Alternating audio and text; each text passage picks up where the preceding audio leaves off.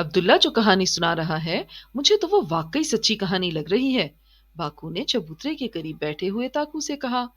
مکہ کے جنگجو نوجوانوں کی موجودگی میں گھر سے نکل کر ابو بکر صدیق رضی اللہ عنہ کے گھر پہنچ جانا اور غار ثور کے باہر مکڑی کا جالا بن دینا اور اسی طرح کی دوسری باتوں سے ظاہر ہوتا ہے کہ عبداللہ ایک سچے انسان کی کہانی سنا رہا ہے۔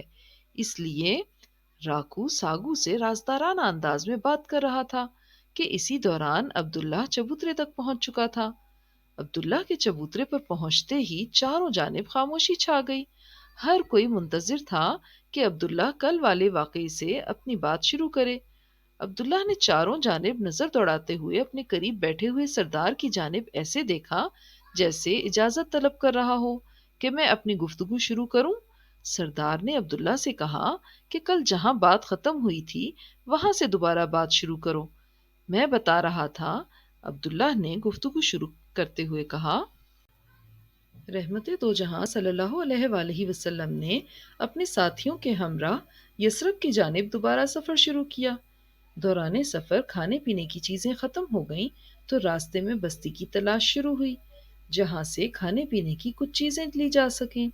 ابھی تھوڑی دور گئے تھے کہ راستے میں قدید کے مقام پر ایک بدو خاندان کا خیمہ نظر آیا۔ نبی صلی اللہ علیہ وآلہ وسلم نے دیہاتی خاتون ام معبد سے کھانے پینے کی چیز طلب کی تو ام معبد نے بتایا کہ خشک سالی کے ان دنوں میں صرف ایک کمزور سی بکری ہے جس کے تھنوں کا دودھ خشک ہو چکا ہے۔ عبداللہ نے ابھی اتنا ہی کہا تھا کہ باکو نے جلدی سے پوچھا، ام معبد کے ہاں کھانے پینے کی کوئی چیز نہ ہونے کی وجہ سے محمد صلی اللہ علیہ وآلہ وسلم اور ان کے ساتھیوں کا کیا بنا؟ میں یہی بتانے لگا تھا۔ عبداللہ نے گفتگو کا سلسلہ دوبارہ شروع کرتے ہوئے کہا، رحمت دو جہاں صلی اللہ علیہ وآلہ وسلم نے ام معبد کی کمزور اور مریل بکری کے تھنوں کو اپنا مبارک ہاتھ لگایا تو ان سے اتنا زیادہ دودھ نکلا کہ سب لوگوں کا پیٹ بھر گیا، بلکہ مزید دودھ کا بڑا برتن بھر گیا۔ اس کے بعد یہ مختصر قافلہ پھر اپنے سفر پر روانہ ہو گیا۔ تھوڑی دیر بعد ام معبد کا شوہر گھر آیا تو دودھ سے بھرا برتن دیکھ کر حیرت میں پڑ گیا۔ چنانچہ اپنی بیوی سے پوچھنے لگا کہ یہ کہاں سے آیا ہے۔ بیوی نے بکری سے حاصل ہونے والے دودھ اور مسافروں کا ذکر کیا۔ یہ سن کر ابو معبد نے کہا، یہ تو وہی مسافر لگتا ہے جس کو قریش مکہ تلاش کر رہے ہیں۔ اس سفر میں اور بھی کوئی عجیب واقعہ پیش آیا؟ راکھو نے پوچھا۔ ہاں، ایک واقعہ اس سے بھی عجیب پیش آیا، عبداللہ نے بتانا شروع کیا۔ ہوا یوں کہ جب رحمت دو جہاں صلی اللہ علیہ وآلہ وسلم اور آپ کے جانثار ساتھی ابو بکر صدیق رضی اللہ عنہ اپنے دو ساتھیوں کے ساتھ ام معبد کے خیمے سے آگے گئے تو آپ کا گزر ایک ساحل کے قریب سے ہوا۔ اس کے پاس ہی بنو مدلج کا علاقہ تھا۔ کسی نے اس قبیلے کے سردار سراقہ بن مالک کو بتایا کہ میں نے ابھی ساحل کے پاس چند افراد دیکھے ہیں۔ میرا خیال ہے کہ یہ محمد صلی اللہ علیہ وآلہ وسلم اور ان کے ساتھی ہیں۔ سراقہ نے یہ سنا تو اپنے تیز رفتار گھوڑے پر بیٹھا اور رحمت دو جہاں صلی اللہ علیہ وآلہ وسلم اور ابو بکر رضی اللہ عنہ کی تلاش میں نکل کھڑا ہوا۔ جب سراقہ ان کے قریب پہنچ گیا تو اس کے گھوڑے نے اچانک ٹھوکر کھائی اور وہ زمین پر آ رہا۔ سراقہ کپڑے جھاڑ کر اٹھا اور دوبارہ گھوڑے پر سوار ہو گیا، لیکن ایک بار پھر گھوڑے نے ٹھوکر کھائی جس سے سراقہ سر کے بل زمین پر گرا۔ سراقہ نے اسے اتفاقی بات سمجھ کر تیسری بار گھوڑے کو آگے بڑھانا چاہا تو گھوڑے کے پاؤں زمین میں دھنس گئے۔ سراقہ نے جب یہ دیکھا تو وہ بری طرح گھبرا گیا۔ اس نے دور ہی سے اونچی آواز میں بتایا کہ میرا نام سراقہ بن مالک ہے۔ رحمت دو جہاں صلی اللہ علیہ وآلہ وسلم نے ابو بکر صدیق رضی اللہ عنہ سے فرمایا کہ اس سے پوچھو کہ وہ کیا چاہتا ہے۔ اس کے جواب میں سراقہ نے بتایا کہ میں 200 اونٹوں کے لالچ میں آپ کے تعاقب میں آیا تھا۔ پھر سراقہ رحمت دو جہاں صلی اللہ علیہ وآلہ وسلم کے پاس آیا اور آپ کے لوگوں کے عزائم سے آگاہ کیا۔ اس واقعے سے سراقہ پر یہ حقیقت آشکار ہو چکی تھی کہ رحمت دو جہاں صلی اللہ علیہ وآلہ وسلم کا دین غالب آ کر رہے گا۔ سراقہ نے آپ کو مال و اسباب کی پیشکش کی تو آپ نے کوئی بھی چیز لینے سے انکار کر دیا اور صرف اتنا کہا کہ ہمارے بارے میں کسی کو مت بتانا۔ سراقہ کو یقین تھا کہ محمد صلی اللہ علیہ وآلہ وسلم نے جو کچھ فرمایا ہے آنے والے وقت میں یہ سچ ثابت ہوگا، اس لیے اس نے رحمت دو جہاں صلی اللہ علیہ وآلہ وسلم سے گزارش کی کہ مجھے ایک تحریر لکھ دیں جس میں میری جان کی امان ہو۔ اس پر رحمت دو جہاں صلی اللہ علیہ وآلہ وسلم کے حکم پر عامر بن فہیرہ رضی اللہ عنہ نے چمڑے کے ایک ٹکڑے پر یہ تحریر لکھ کر سراقہ کو دے دی۔ محمد صلی اللہ علیہ وآلہ وسلم اور ان کے ساتھی کتنے دنوں بعد یثرب پہنچے؟ ساگو نے پوچھا۔ یثرب سے پہلے راستے میں ایک چھوٹی سی بستی قبا آتی ہے۔ غار ثور سے بستی تک پہنچنے میں رحمت دو جہاں صلی اللہ علیہ وآلہ وسلم اور آپ کے ساتھیوں کو 10 دن لگے۔ قبا میں آپ نے کلثوم بن ہدم رضی اللہ عنہ کے ہاں قیام کیا۔ اس قیام کے دوران میں ہی آپ کے چچا زاد حضرت علی رضی اللہ عنہ لوگوں کی امانتیں لوٹا کر قبا پہنچ گئے۔ اس دوران میں دوسرے لوگوں کے ساتھ مل کر ایک مسجد تعمیر کی گئی جو آج بھی مسجد قبا کے نام سے مشہور ہے۔ عبداللہ نے بتایا، قبا سے یثرب پہنچنے میں کتنے دن لگے اور یثرب والوں نے آپ سے کیا سلوک کیا؟ تاکو نے معلوم کیا۔ رحمت دو جہاں صلی اللہ علیہ وآلہ وسلم نے قبا بستی میں 4 دن قیام فرمایا۔